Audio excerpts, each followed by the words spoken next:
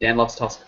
Oh, this is the Profiles After Show, and I am your host, Dan Skip Allen. My friends call me Skip, and I want to introduce you to the rest of the crew.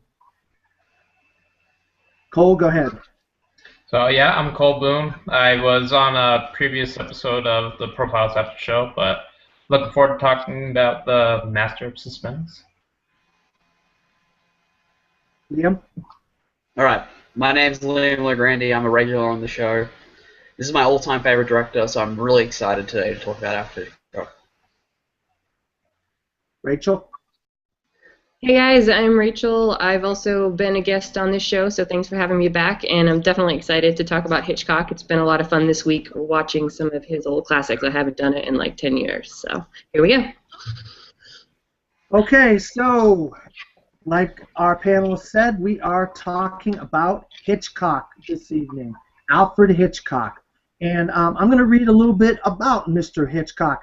You may have already heard some of this on the Profile show, but I'm going to go through this anyway. So here we go. It's a Wonderful Life. Alfred Hitchcock was born on August 13th, 1899 in England. His first film, The Number 13, came out in 1922, but he couldn't get a whole lot of money for it, so it wasn't a wide release. Then his next movie, Pleasure Island, came out in 1925. That was his first wide release film. His first Best Picture Oscar winner was for Rebecca. And then he himself was nominated 5 times for the Oscar, but did not win. He was in 1968. He was given the Thalberg Award for 70 years of film. Now, his own personal films of his are 39 Steps and The Man Who Knew Too Much. He married his wife, Alma, in 1926. Until the day he died, he was married to her, until the day he died in 1980. And he had one daughter called Patricia. Now, how we do this is we take Alicia and Scott's Fast Five and we go down the list. And then we talk about the movies after that that we had on our Fast Five that Alicia and Scott did not have on their Fast Five.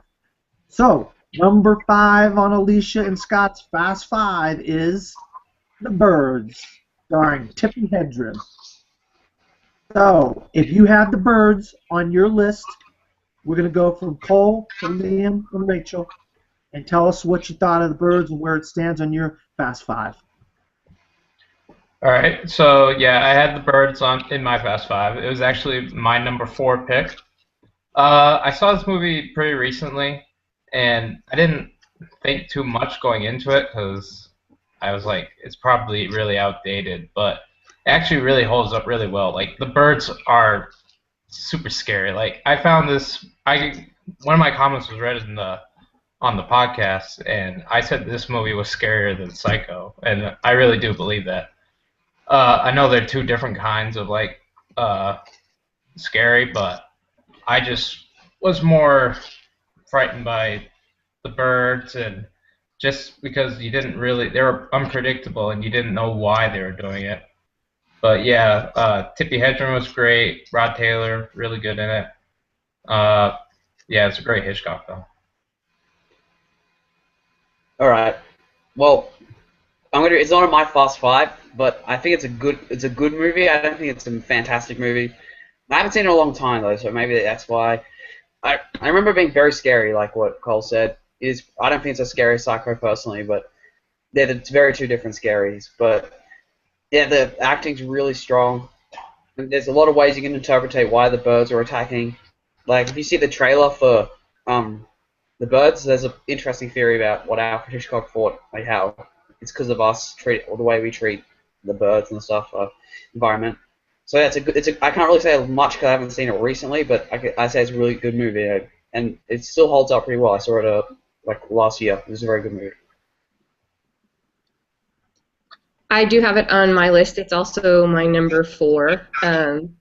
I just think that it's scary in a way that none of his other films are because of the ambiguity of the birds. You have no idea why they're attacking. And, you can kind of, if not relate, at least understand most of the villains in his movies, but here you can't. So you're on the edge of the seat wondering not only what's going to happen, but why. And you never get an answer, which is why it sticks with you for a long time. So I saw it when I was really young, actually 11 or 12 the first time, and it scared the crap out of me. And then saw it again recently, and like Cole said, it really stands up.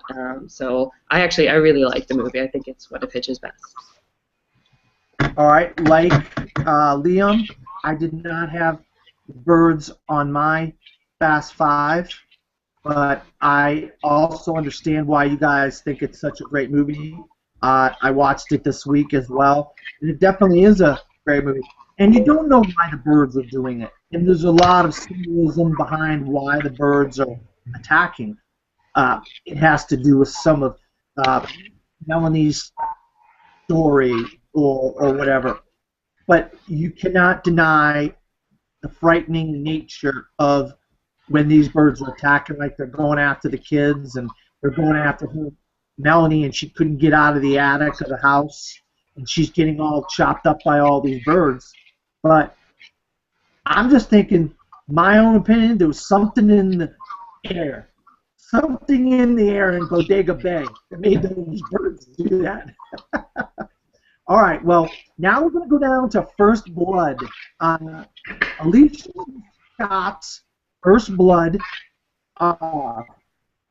Alicia said she saw Psycho very early on, and she saw Rear Window very early on. She saw Rear Window, Psycho, as a kid, and then he wanted to make a point that she saw Rear Window in like a outdoor setting in a park in Los Angeles, and they did this whole thing. But she also saw Rear Window when she was a very young child. Now, Scott's First Blood was The Man Who Knew Too Much, and that was when he saw that on television. His parents took him to see that, or had him watch that on TV when he was a kid. And then the very first one of Hitchcock's movies he saw on the big screen, he saw on some kind of a special or whatever, in the movies or whatever, and that was Vertigo. So, and I'm going to go, once again, Paul, Liam, and Rachel, everybody go down their list of what their first blood was of Hitchcock, and give us a little backstory into why that was your first blood and so forth.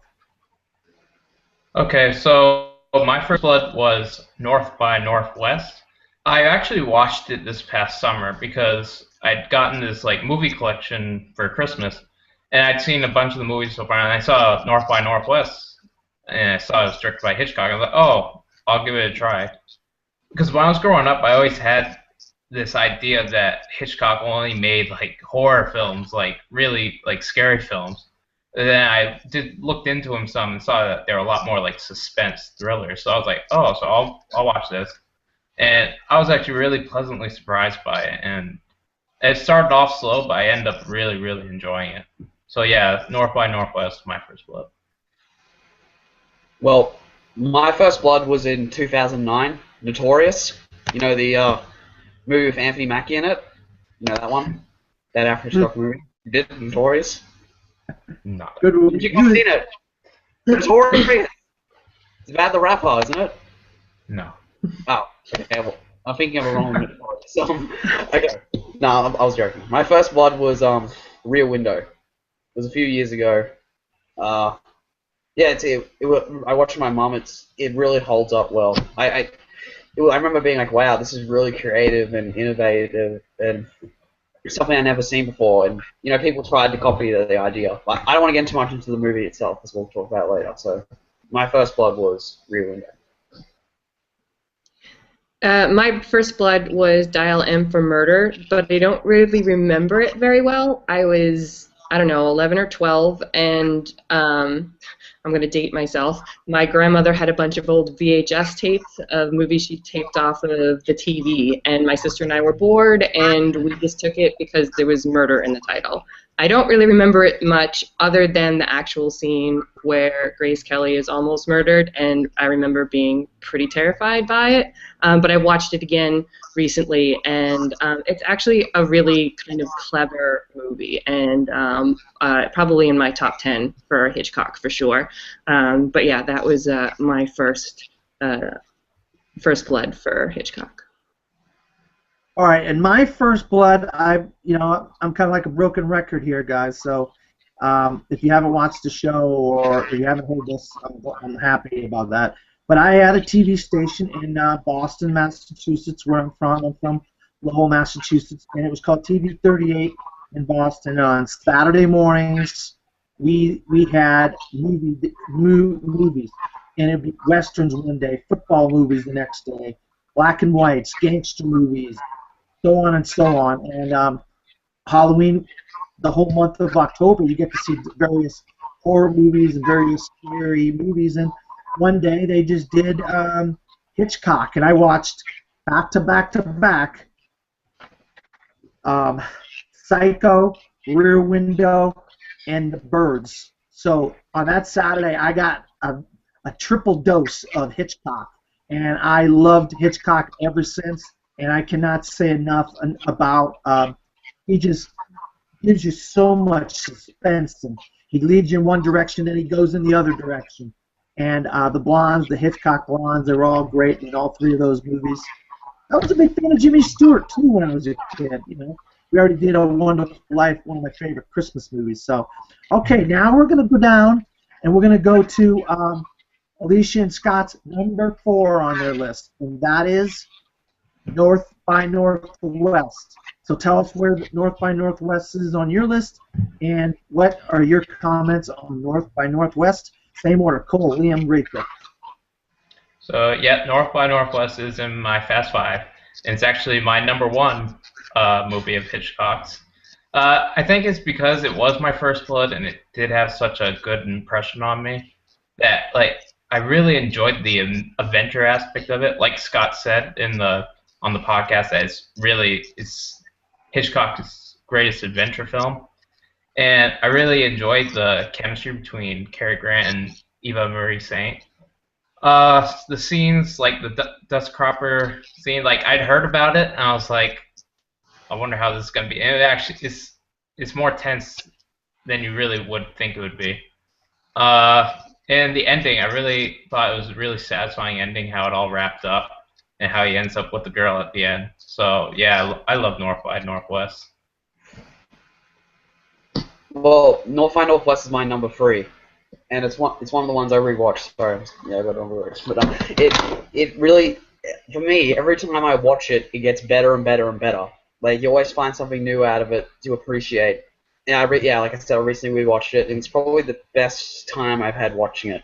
Because, I think you have to watch it a few times to really get what's going on. The first time I watched it, I'm like, what the hell's happening here? And I understand a lot more now. I mean, Cary Grant, he's I don't know how, I think he's 55. He still was such a great leading man. He could still bring a lot of wit and charm, even though he was pretty old. And yeah, like Cole said, even Marine State and is great in it with them. They both have great chemistry. It's a lot of fun. There's a lot of twists and turns everywhere. There's so many memorable scenes, and it's just a blast. And yeah, it's probably the best fugitive movie ever made, I would say. So I'm going to go against the grain. North by Northwest isn't actually in my Fast Five. It's probably 6th, but my thing with Hitchcock is, somebody touched on it earlier, he kind of has 2 different styles of movies, the darker, more thematic, scarier ones, and then the more adventure ones. And I prefer the dark ones. I don't know what that says about me, but it's I think that those are where he excels. And North by Northwest has amazing scenes and great acting in it, but it doesn't make my top 5. Well, North by Northwest is number 2 on my Fast Five, and I'm right there with Cole. I just loved Cary Grant in this movie. one of the few movies that I've actually seen Cary Grant in, and I think of him as the character in this movie. I mean, he is just so just like Roger Thornhill. What the heck is going on? I'm just a guy. You know, I just want to get a drink at the bar and pick up women, and you're going to thrust me into this adventure, and I have no idea what the heck is going on. And Eva Marie's saying to him, you know, what is she? There's something tricky about her. I didn't know for sure what she was up to, but now we are after watching North by Northwest, we know. But the ending of that movie, I'm going to get into the ending of that movie a little bit later. And then how about Mark Landau? Was he creepy as a villain or what? First time I ever saw Mark Landau. But I really like Mark Landau in that movie as well. So North by Northwest is 2 on my list. Okay, now we're going to go down to, we're going to change it up a little bit, and what we're going to do is the player. All right, so the player, if you out there are watching, is usually what Alicia and Scott like to talk about the characters of the person that's making the movies, like if it's Coppola, it would be Vito Corleone or Michael Corleone or whatever. But in this time, we're going to concentrate pretty much on the Hitchcock blondes. And we're going to go right down the line again like we always do. And tell us which one of the Hitchcock blondes that you liked and which one of the movies you liked, that blonde. Now, some of the Hitchcock blondes were in multiple movies. So you could have picked different ones for the same actress if you wanted. All right, go ahead, Cole. All right, so yeah, my favorite Hitchcock blonde is Melanie Daniels, played by Tippi Hedren in The Birds. I found her to be Hitchcock's strongest female lead, and I also liked how she didn't have like a dark past. She was a really stand-up character. She wasn't like Marion Crane, who was running from the cops, or Kim Novak, who was kind of deceiving the Jimmy Stewart in that film. So that's why I really liked Tippi Hedren in The Birds. All right, you want me up?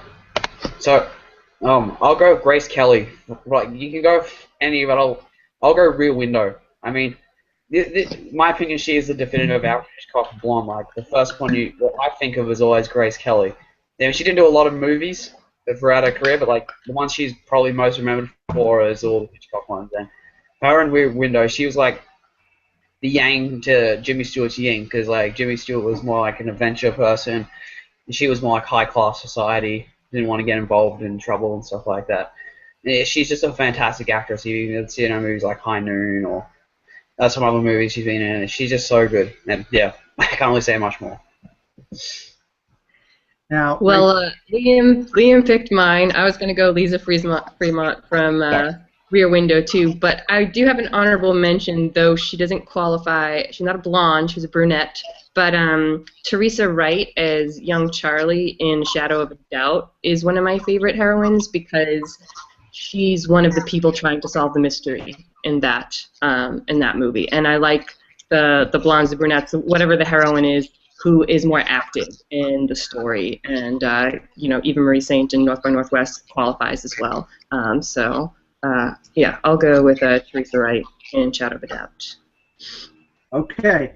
All right. I was going to suggest if you wanted to pick a guy in the Hitchcock movies, you can.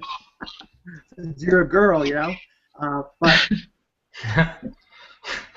I will go with, I know Cole said some mean things about her, but I'm going to go with Kim Novak. I just thought, the thing about Kim Novak I liked in Vertigo was she just had mystery about her. You didn't really know because she was trying to be this other person, and then she was sitting down, she's watching this painting, doing all these other things. She's trying to pretend like she's like this historical person. Then it was somebody else playing her, and so Jimmy Stewart didn't know what was going on.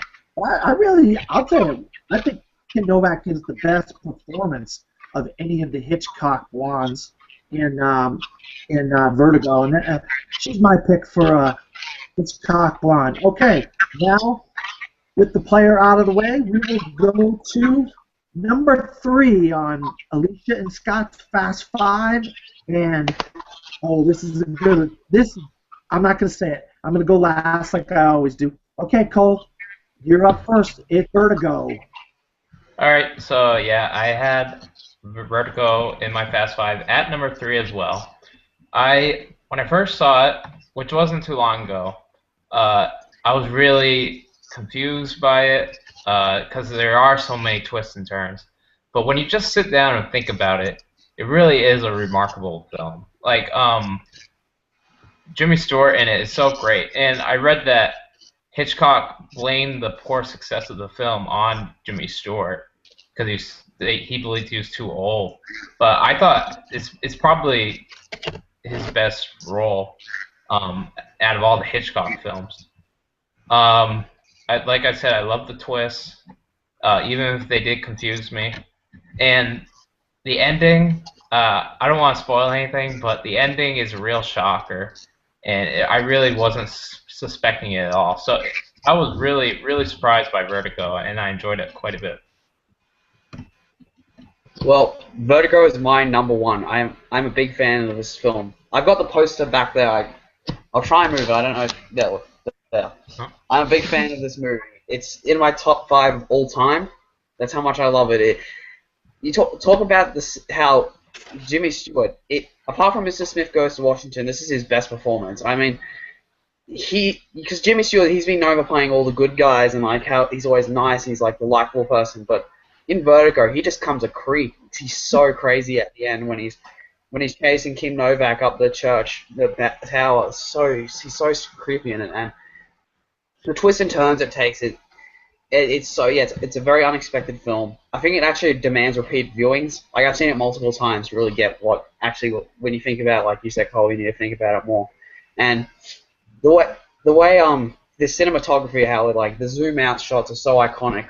Like I said this in my thing, Scott Mann spread it out.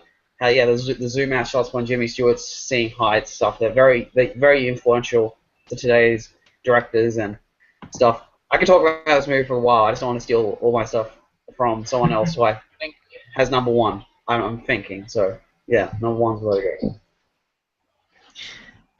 Vertigo is also my number 3. I think it's the most layered of all of Hitchcock's movies. Like we've all said, you can watch it multiple times and get more and more out of it. It just has so much to say on like a psychological level about things you fear and things you obsess over, and the twists just keep on coming. And like I said, you can just watch it over and over again and get even more out of it. So it definitely deserves to be high on the list. So it's number 3 for me. And Vertigo is number 1 on my list. You can probably tell when I was talking about Kim Novak that I was a big fan of this movie. I'm gonna, Cole said a little bit about this movie, and Rachel and Liam did as well. But I just, when you have a movie that has 2 distinct sides to it, or like it's like one movie, he's like this guy, he's trying to do his job, and then he meets this woman, and then he falls in love with this woman, and then the other side he becomes this, well, I want to change your hair color, I want to change your dress, I want to change your shoes. It's like I know there's a movie out there where somebody dresses another woman up the way that they want them to, and I just can't put my finger on what that movie is, but this movie reminds me of that. But the suspense of him having that vertigo when he goes up to the top of the church tower, and the beginning of the movie, what a crazy way to begin a movie on that whole rooftop chase, right? But, yeah, I mean, I really love Vertigo. It's one of my favorite movies I've ever seen. Jimmy Stewart is just not the same guy we've seen in other movies with him. On Wonderful Life, Rear Window, much better in those movies than the character he plays in Vertigo. So Vertigo is also my number 1. Now we're going to go to The Right Stuff. Now we're going to start off with Alicia's Right Stuff and Scott's Right Stuff, and then we'll go down to the whole line. Of course, Alicia's Right Stuff is the curtain/shower scene in Psycho, where Janet Leigh gets stabbed to death by Anthony Perkins, Norman Bates. Scott picked Melanie outside the church when more and more and more birds came, and she has to run back up the steps and go back in the church. Melanie is played by Tippi Hedren. And now we're going to go to the man who starts it all. Go ahead, Cole. So yeah, for my right stuff, I actually have the same scene as Scott Mann's. The birds on the jungle, slowly going on the jungle gym while Melanie's sitting outside the church. I picked this as my right stuff because when I think of Hitchcock, that's the scene that actually sticks out the most in my head because it's so unsettling. Like, there's no score throughout the entire film, so when you hear the kids singing, it's already like it's an eerie song, and then you just see birds starting to come in, like cutting back from Melanie to the birds, and then she turns around. There's so many birds. It's just it gave me the chills. I love that scene. Well, I'm not going to go with the obvious ones. I'm actually going to go with the end of Dial M for Murder. So if you haven't seen it, spoilers. So yeah, I can't remember the actor who plays him. Grace Kelly's husband. He gets caught. They find out that he set it all up and planned it all. And I love how he just drinks. How he's like, yeah, let's just have a drink. You caught me. Congratulations. Like, he was a really interesting Hitchcock character. Like, he'd probably make my right stuff if we weren't talking about blondes. Because he was very humorous about such a serious situation. Like, he didn't really take it that seriously. And so at the end, when they find out, he's just it's not like no big reveal or anything. He's just like, oh well, you caught me. So yeah, that's my right stuff. I'm also going to pick something a little different because it's more personal for me. We studied Hitchcock, of course everybody does when they go to film school, and one of the very first shot analysis papers I ever wrote was on Psycho and the scene where Arbogast goes up to the house and is murdered by Mother. I had to go through it shot by shot, analyze it and everything, and it's a great scene to exhibit all the different tricks that Hitchcock used. He has like the overhead angle looking straight down at the moment when Mother comes out and actually stabs the detective. There's the tracking shots with the focus going down the stairs, all the close-ups of the doors opening and his feet on the stairs. So it's a great scene to sort of show all the different things that Hitchcock does to make a scene as suspenseful as possible. So that's my right stuff. And I alluded to mine a little while ago when we were talking about North by Northwest. I'm going to go with the end of North by Northwest on Mount Rushmore, the cliffhanger scene where everybody's climbing down Mount Rushmore to come after Cary Grant and Eva Marie Saint, and you see them hanging on the edge of Mount Rushmore about to fall, and then he grabs her. And they go up into the train, and then you know it's a happy ending. But up until that point, when he grabs her and it's a happy ending, you're like, oh no, don't fall! Because I'll be honest with you, I have a little bit of vertigo. I'm afraid of heights a little bit, and so that scene really is scary to me. And so that's my right stuff. Okay, and now we're going to Fast Five number 2, and I'm sure we're going to have a lot of conversation about this one. Rear Window. Cole, take it away. So yeah, Rear Window makes my Fast Five and comes in at number 2. I like Rear Window because it really is a pretty simple plot. It's just about a guy who's looking out his window and he witnesses what he thinks is a murder. And what I really liked about it was the chemistry between Jimmy Stewart and Grace Kelly, because they didn't seem like they were a good fit for one another, and they did show that they had problems, but I liked how this plot brought them closer together and it made the relationship feel genuine. I also like how it's a slow burn until it boils over at the end when Jeffries confronts the guy that he thinks murdered his wife.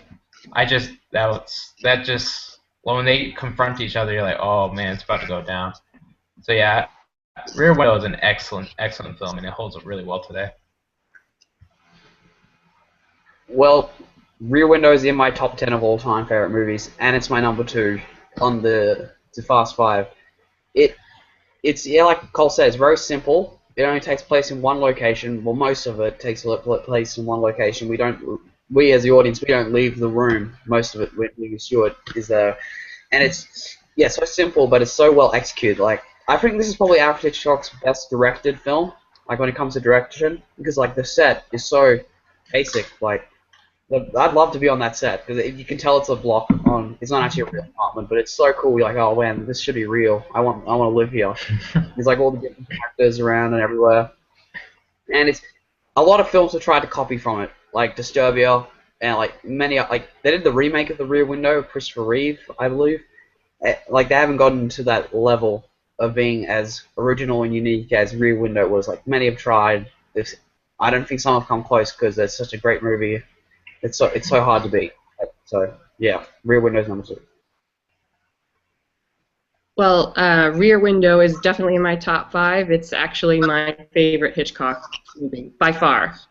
I've seen it so many times, and I would actually call it deceptively simple because I think he has so much to say in this movie, and it actually has, I think, some of the littlest dialogue of any of his movies. All of the characters of everybody in the apartments, you get to know them, but you don't hear them talking except for a few exceptions, but you still get to know everything you need to know about them.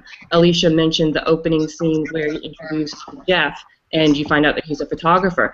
Nobody tells you that. It's all shown to you, and that's just really interesting to me. And there's just so many themes with, people being voyeurs and people feeling like things are futile, like when he's watching Lisa in the apartment across the way and he sees that she's about to get caught, there's nothing he can do. Jimmy Stewart totally sells that. And then, of course, the climax with the flashbulbs and, once again, somebody hanging off of a ledge out the window, another Hitchcock trait, is a great, great climax to, I just think, a brilliant movie from start to finish.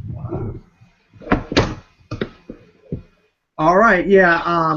Rear Window is definitely on my Fast Five as well, and I have it at number 3. Like I said, I've seen Rear Window a bunch of times, and wow, this has got to be up there with A Wonderful Life for Jimmy Stewart, in my opinion. It's one of his best roles ever. He never leaves that apartment. But you really get a sense of wonder about what's out that window.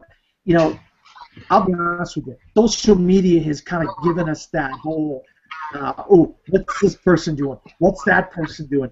That whole spy nature of life, And he had it right in front of him with all the windows and all the characters and all the Miss Lonely Hearts and then the ballerina and then the couple and then and then what a interesting villain Raymond Burr was. All the people that Hitchcock could have cast as one of his villains, Raymond Burr, considered one of the better TV good guys over the years, Ironside and whatnot. But yeah, the relationship between Jimmy Stewart's character and Grace Kelly, wow, was that you just wished you had those people as your friends because they just seemed like they were really in love with each other and they'd really be a great couple or whatever. So yeah, I really enjoyed Rear Window as well. It's one of my favorites. All right, now I'm going to go to a little segment that we came up with this week. I'm going to give it to Mr. Liam. He came up with this segment. So we're going to go down the list. We're going to ask all the guys, because this is kind of one of the traits of a Hitchcock film. He likes to hide himself in his films. And nowadays you see a lot of other directors try to sneak themselves, Quentin Tarantino or M. Night Shyamalan or whoever, into their movies. So, Liam, since you came up with this one, we're going to let you go first, and then Cole, and then Rachel. Well, but I mean, I'll just say one. I just feel bad if I take someone's. Mine's from a little bit weird. It's just because it's from To Catch a Thief. Oh my If you've god. seen that one. What it? I hope I didn't steal someone, but it's so short. But it's probably the funniest one because it's like in the first 10 minutes. He gets on the bus after getting accused of being the new cat burglar, and he just like gets on the. He looks on the left. It's like an old lady on the right. You see Alfred Hitchcock just going like having his face. He's like that dope. Like he doesn't care. It's like really funny. Like I laughed quite a bit when I saw that scene. So yeah, that's my favorite Alfred Hitchcock cameo in these movies. All right, Cole. Yeah, my favorite Hitchcock cameo is from what I've seen. It's from North by Northwest because when I first saw it, I like how it takes place right after the opening credits because I didn't have to do too much work to find it. But when I saw it, I was like, oh hey, it's Hitchcock. And then I found it. I thought it was funny that he tries to get on the bus and then the door's shut, and then he's like, oh, what can you do? I just thought it was pretty funny. Wait, can I just say about the North by Northwest one quickly? Yeah. There's a theory in North by Northwest. He has another cameo in it. He's dressed up as a lady, or like an old woman, on the train that Cary Grant gets on. I've seen the film a few times, and I've noticed. I think it actually is Alfred Hitchcock dressed up as a lady. Do you know what I'm talking about or not? Yep. Yeah, I know. I never saw. I couldn't catch it, but I've heard about that. Yeah. They focus on the character for so long, like it's really weird. You're like, that's Alfred Hitchcock because he stares at the camera and he's got the nose. It's really weird. I don't know why he dressed up like that, but that was very funny. I don't know if it was him or not, but I just thought. Sorry, Rachel. No, that's okay. Well, Liam stole mine. I definitely think that To Catch a Thief is the funniest one, just because of the way that the camera pans to Hitch, and he has that like interaction moment with Cary Grant. It's hysterical. But I also know that he had a running gag with trying to carry instruments in a lot of his cameos. He does it in I think 2 or 3 movies, but the funniest one is Strangers on a Train, where he's like trying to board the train and he's carrying this big, like, I don't know if it's a cello or bass or something like that. So I'll go with that one. All right, since nobody stole mine and I got one more, I'm gonna do 2. I'm gonna go. You're looking out the windows, the rear window, and you see all these windows. You see the piano player, and he's in the piano player's apartment. You knew he was gonna pop up in one of those apartments. You just don't know where he was gonna pop up because there was so many windows he could have popped up in. But my favorite is one that you didn't see coming. I think it's Ray Milan. I believe it's Ray Milan, his Grace Kelly's husband. I could be wrong about that. Correct me if I'm wrong. But he grabs a picture off the wall and he shows the detective, the British detective guy. See, here he is in this picture. And at the same table as Hitchcock. I thought that was a clever one, putting himself in the photo and dial him for murder. That was a really good one as well. Okay. Can I mention one more? Yeah, go ahead. I just wanted to mention the Hitchcock cameo in Psycho, because I thought it was kind of pretty interesting because I had read that he put his cameo in Psycho early on in the film when he's outside of the place where Marion Crane works. He put it near the beginning of the film because he didn't want the audience to be distracted by looking for him throughout the film. He wanted his audience to be focused on the story more than looking for him. So I thought that was kind of neat. And wait, can I also... The one with the dogs is the birds, right? Yeah. Yeah, that's a great one as well. It's a little bit humorous, with his 2 puppies walking down the street. I like that one as well. Okay, now we're going to go to number 1 on Alicia and Scott's Fast 5. And then once we all talk about this number 1 movie on Scott and Alicia's list, then we're going to go through our own personal lists and give movies that we haven't mentioned yet on Alicia and Scott's Fast 5. So, with that being said, here we go. Alicia and Scott's number 1 is none other than Psycho. Go ahead, Cole. So yeah, Psycho does make my Fast 5. It comes in at number 5. I really do enjoy Psycho. It's when you look at it, yeah, on the surface, it's another like simple film, but there's so many layers to it, and to the character of Norman Bates. He really, if you really like dissect his character, there's so much to him that I really found interesting. Um, I had heard that Marion does get killed like before the halfway point of the film, but to see it actually happen, it was still really shocking. And after that, though, I didn't know how it was going to end, so it was still a really good watch, even though that had been like spoiled for me prior to it.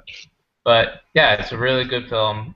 He did a great job, technically speaking, of the way he shoots certain scenes, the shower sequence, when Abergas gets stabbed by Mother and falls down the stairs.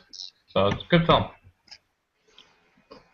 Well, Psycho is at my number 4, and this is a fantastic movie. I mean, it really is it set up the horror genre that the more, how could I say, Norman Bates. He's really like the first ever sociopath, like murderer, like who had a really split personality. Like he very much inspired like Hannibal Lecter, like Patrick Bateman and all those type of characters. Like the split, they could hide their identity because like really they're a lot layered. Like you said, Cole, they're not just basic people. They have a lot more layers to them.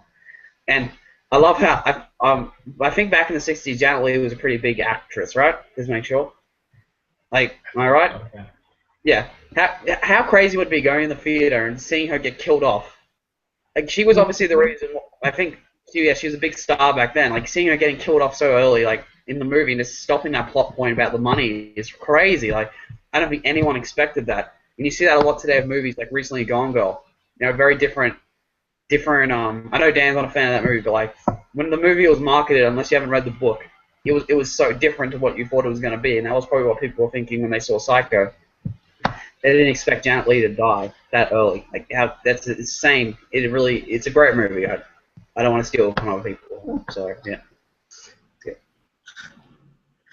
Well, obviously, Psycho is, I think, Hitchcock's masterpiece. It's number 2 on my list, and I think that it was in 1960, so he had God knows how many movies under his belt at that time, and I felt like Psycho was a movie where he took everything that he learned and figured out and put it into one movie. I love that he chose to shoot in black and white, even though, color film was, the majority of films were color at that point. All the different shots that he had, experimented with in other films, they're all in this one, and it's a layered psychological movie. There's so much more going on with these characters, and Anthony Perkins is, in my opinion, scarier than Hannibal Lecter or any of the others that have come since. He's just downright creepy.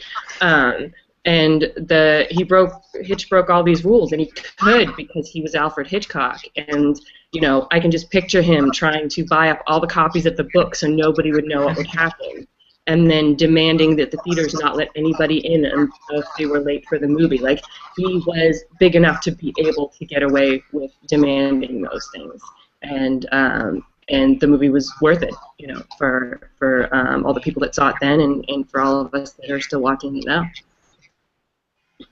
Wow, that was really good, Rachel. I also have Psycho on my list. How could I not? I have it at number 4 on my list. I'll be honest with you. I got to see those 3 movies when I was a little kid, and Psycho definitely scared me. And I was watching the similar podcast earlier today, and they put on there, what are your 5 favorite horror movies? And I put Psycho.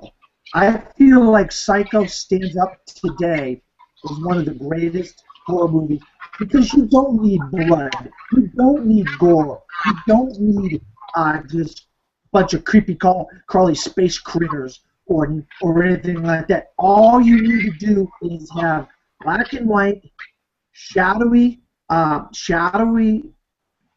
creepy old lady in a house, and a weird guy, and you have one of the greatest horror movies of all time. And that's what Anthony Perkins was, and that's what Psycho is. And it spawned a TV show because we all know I watch Bates Motel. I don't know about you guys, but I'm a big fan of Bates Motel, and it's a good show. So, all right, now with that, we were going to go to, I'm going to read some of this interesting information that Scott and Alicia gave us. And if you have any information and any interesting tidbits about Hitchcock that you want to share, after I read all this, go ahead and share some info about Hitchcock. He didn't sit in the audience for his movies because he wanted to hear them scream. Wow, tell me that ain't crazy. Grace Kelly smoked for the first time ever in Rear Window. She never smoked. He bought all the copies of Psycho because he didn't want people to know the story ending. You know, Rachel already said that. And then he kept filming through a man when a man broke his leg on set. I think it was rope. He kept on filming on rope when a man broke his leg. Then and then 5 words, which, you know, I'm a big fan of the Oscars, and I'm a huge movie fan, just like everybody out there watching and on this panel. But I can't imagine any person who got accepted for the Oscar and won the Oscar saying, "Thank you very much indeed." 5 words. Thank you very much indeed. That to me is shocking. I'm surprised by that. No, him and Joe Pesci, they have the smallest time for an Oscar speech. The shortest amount of words for an Oscar speech. Okay, now, if you have any information or anything you want to share about Alfred Hitchcock, whether it be a TV show or a movie or a style of a director that reminds you of Hitchcock, please. Go ahead, Cole. Okay, yeah, I was looking at IMDb, and he's actually the most successful director in the IMDb top 250 movies ever made. And he has nine movies in the top 250. Rear Window, Psycho, North by Northwest, Vertigo, Rebecca, Dial M for Murder, Strangers on a Train, Notorious, and Rope. So I just found that to be interesting because he's very popular amongst like normal casual movie viewers. So, and I'll say one more. While shooting Rear Window, Alfred Hitchcock worked only in Jeff's apartment. So the actors in the other apartments had to wear flesh-colored earpieces so that he could radio his directions to them. So I thought that was pretty neat. That's cool. Yeah. Well, I've got one about North by Northwest. It was originally going to be Jimmy Stewart, who was going to play Roger Thornhill, but apparently due to Vertigo, because apparently when it was released it wasn't well received, the studio didn't want Jimmy Stewart to be in the lead. He was too old. Then they got Cary Grant, who was actually older than Jimmy Stewart at that time, which is kind of ironic. He's like, wait, I'm just looking through now to see if there's anything. Rachel, Dan, you can say something if you want. I'm just looking to see. When I was reading, when I was in school and we talked about Hitchcock, we talked a lot about, him pushing the boundaries, especially when he got to Hollywood. And one of the things I read today I found interesting was there was a lot of censors, and Hollywood was very conservative about sex on film, but he got around a rule in Notorious. There was a 3-second kissing rule in movies. But what he did was he introduced the whole idea of a couple kissing and then stopping for a second and like nuzzling or something like that, and then going right back to kissing. And so the big kiss in Notorious with Ingrid Bergman and I'm going to forget his name, is 2.5 minutes long, but he wasn't slammed by the censors because they were never actually kissing for more than 3 seconds at a time. All right, that is very interesting, Rachel. I'll have to take that into my personal life. I'm going to talk about some filmmakers that remind me of Alfred Hitchcock. And really quick, I won't get too much into it, but I believe M. Night Shyamalan is a dead ringer style-wise for Alfred Hitchcock. And We've also seen movies like A Perfect Murder, the Psycho remake. Your favorite. Go ahead, Liam. Your favorite's a Psycho remake. You won't say I didn't say I liked it. I'm just saying that's. So there's been a lot of influence. Now, A Perfect Murder is a remake of Dial M for Murder. And we've also seen other movies that are very similar to Strangers on the Train, like Planes, Trains, and Automobiles.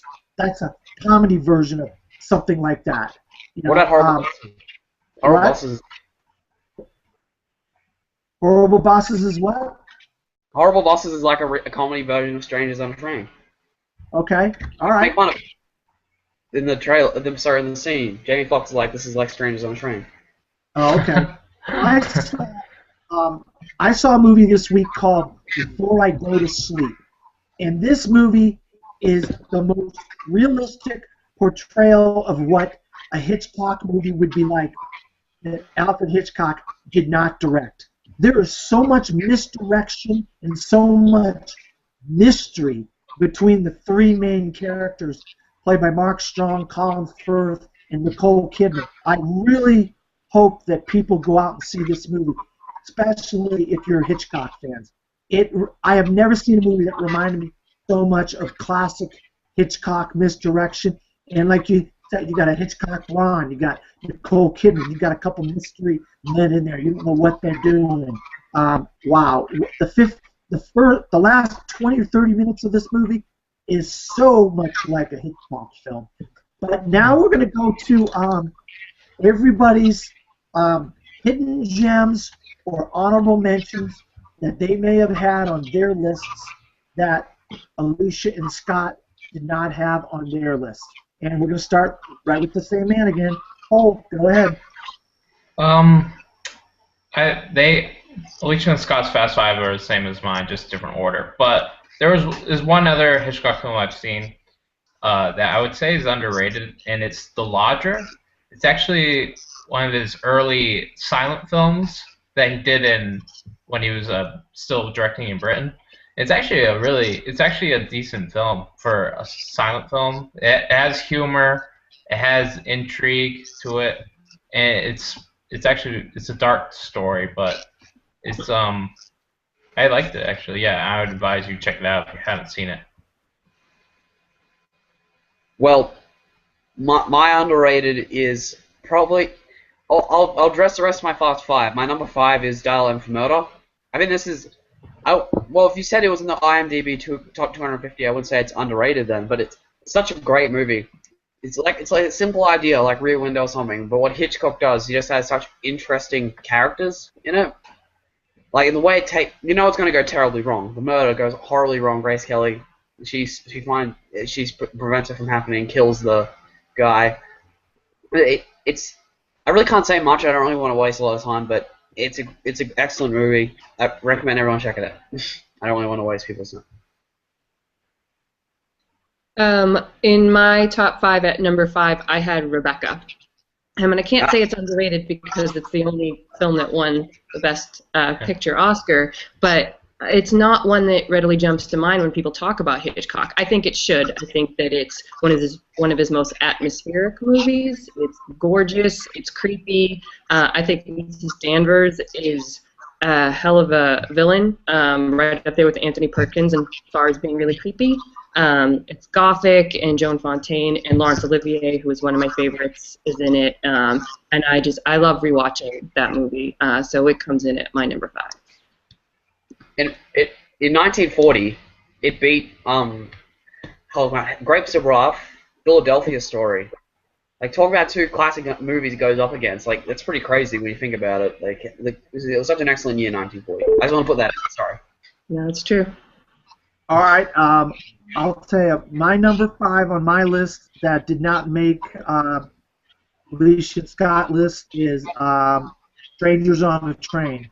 I love this movie. I watched it again the other day, and that guy Bruno is so creepy and weird. Hey, I'll kill your ex-wife if you kill my father. And then he's like, okay, are we on board? Are we on board? Yeah, whatever, okay. Then he goes and kills the guy's wife. I mean, she wasn't the nicest lady in the world, but God almighty. Then he stalks him to the tennis courts, and he stalks him to the monuments in Washington. I mean, what a creepy, crazy character Bruno was in Strangers on a Train. Very, very good movie. If you like Hitchcock, you've got to see this movie. And I'm just going to, real quick, just say I loved Dial M for Murder as well. Interesting, very interesting take on a murder movie. And Grace Kelly, once again, wow, she is so beautiful. She is just beautiful. All right, that, my friends, is our show for this week. Next week, I think people know by now, is none other than Christopher Nolan. So we're going to get to watch 8 great movies. I'm hoping everybody out there in Schmoville and Profiles land, all the profiles, make an effort to see Interstellar before the show, because somebody on the panel on Friday night, if we have the show on Friday or Saturday night, will have already seen Interstellar. Alicia and Scott are definitely going to talk about it on the Profiles episode on Wednesday, so it's not out of bounds for us to talk about it on the Profiles after show. So, with that, everybody tell the folks out there, where can you be found? Scott, Cole, Liam, and Rachel.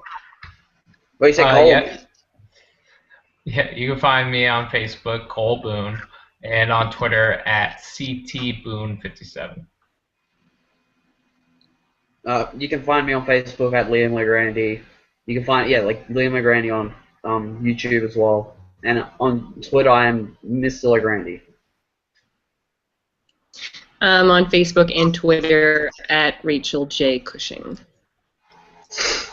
And you can find me under my name, Dan Skip Allen, on Facebook, Twitter, and Instagram. And you can go to my website, From the Fourth Row, at WordPress.com, where I write articles and do reviews.